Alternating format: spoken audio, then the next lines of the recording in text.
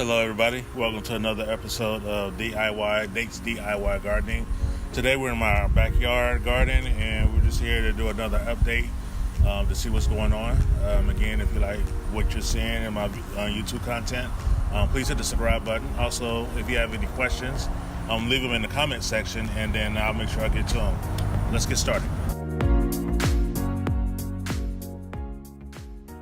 Okay, so this is my first bed here we're going to look at. So this is my sage going on right now, so it's doing very well. Actually, I need to harvest this some more to get them back down. These are my basil plants right here, and I really need to harvest these down. This will be like my third harvest.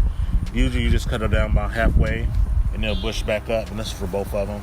So last time I harvest all the way to about right here last time, and you can see they grow right back. So right here now, we have my tomato plants. These are my Brandywine heirloom tomato plants. This one is from the Kansas City Community Garden. This one is from Bonnie Plants. These two are Bonnie Plants, just a good comparison. So one of my other videos, I talked about tomato blight and things like that. So this is tomato blight right here. So I will need to spray my solution on this to get this back to where it needs to be.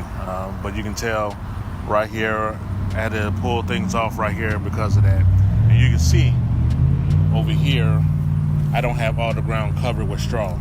So that's why the black came back on this one. So I'll do the treatment in the next few days and then we'll get this taken care of. All right, so my next bed over here, we have chives that are right here that we need to harvest.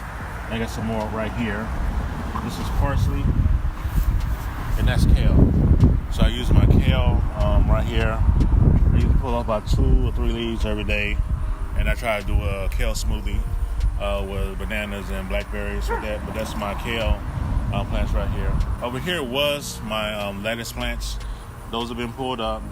So now I will use this for cilantro most likely, and I may try to sell some cilantro this fall. So if y'all are interested in some cilantro in the Kansas City area, I could be selling these in the fall. So just stay tuned to that. What we got right here is my sweet potato plants.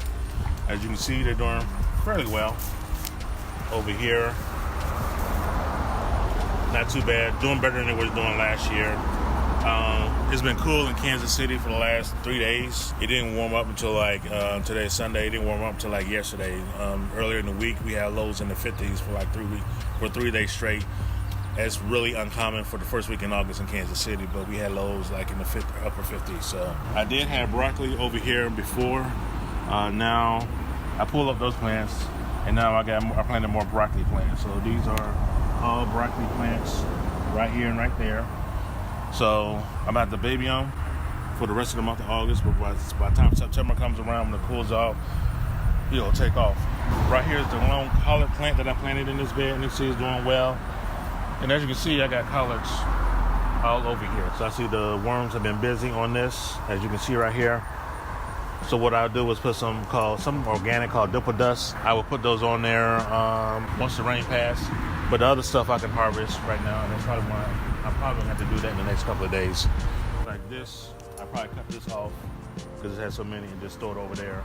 So a trick when you're harvesting collards, a lot of times you will need to look at the leaves, look underneath them, and pull as much worms as you can off, but sometimes you don't catch everything. So what you need to do is get kind of like a pan, fill it with lukewarm water with Epsom salt or any kind of salt. Just put the salt in there, and you soak the leaves, your collard leaves, in there for about 10 minutes, and it will remove the rest of the worms and stuff off your collard. So again, pan, probably like this, like that. Because you see my leaves are big. You mix it, fill it up with lukewarm water, put salt in it to mix it up, and you just put your leaves in there, and you leave your collard leaves in there for about 10 minutes, and worms and any other bugs that are on there will automatically come off because of the salt water concentration. So that's something, just a little trick to remember when you're harvesting your collards. So here we are. This is my cucumber, cantaloupe, watermelon bed. And it vines out and runs out. So right now there's nothing in this bed. This is the adjacent bed to this, and nothing is in there right now. So I let the vines kind of run out for right now. Come September, I will plant arugula and spinach in this, and I may do lettuce, because I probably get away with doing lettuce in September. It takes about 30 to 45 days, depending on what lettuce I use. to plant in this bed. By that time, these vines will have died back because of September and being cool. But for right now, so you can just see what's going on. So there's a cantaloupe plant here, right? And you got two more right here. So this is the first time I had cantaloupes in a while. You got a watermelon right here, if you can see that. And then we got two watermelon plants here, one there and one there. So they're doing well, and I'm pretty sure there's smaller ones along this line that I haven't gotten to. So, for instance, I just saw this one. And they're real small, they're like that. So I'm getting some watermelon. I have the month of August for all this to grow out properly. See if I can find any cucumbers in here or not. I always got to be looking. So, cucumber. So this is a cucumber. Just kind of intermixed in here. Got a bell pepper plant here. This cayenne pepper plant is starting to change. But you can see my big cayenne pepper. You can see right there. That's pretty much ready. So with the cayenne pepper plants, yes, you can use them in your greens and make your greens hot and tasty. But you also can use your cayenne pepper plants, the cayenne pepper for medicinal use. So there's different solutions and formulas you can use for cayenne pepper. So that's why I'm growing those, because then I'm going to look up some medicinal uses to see how I can use those. These are my eggplants. As you can see, I got an eggplant down here. One getting ready to grow here, another one there. As you can see over there, I got another one. So I got 1, 2, and then 3, another third eggplant over there. So this one is probably close to being harvested, and I got a couple other ones coming out. So been doing eggplants for the last couple of years, and I'm used not to be an eggplant fan, but once I started growing them in my garden, I love them. So that just goes to show you that growing stuff in your garden is way more tasty than getting them from the store. So over here, I have my bell pepper plant. So these first 3 plants right here are green bell peppers. These 2 are orange. So they start off green, but they'll turn to orange eventually. Probably another 2 or 3 weeks. This plant right here is purple. That's something that's new I tried. You see it works. And then this one is red. So you can see right here, it's just starting to turn red. So they start off green, and then they turn to red.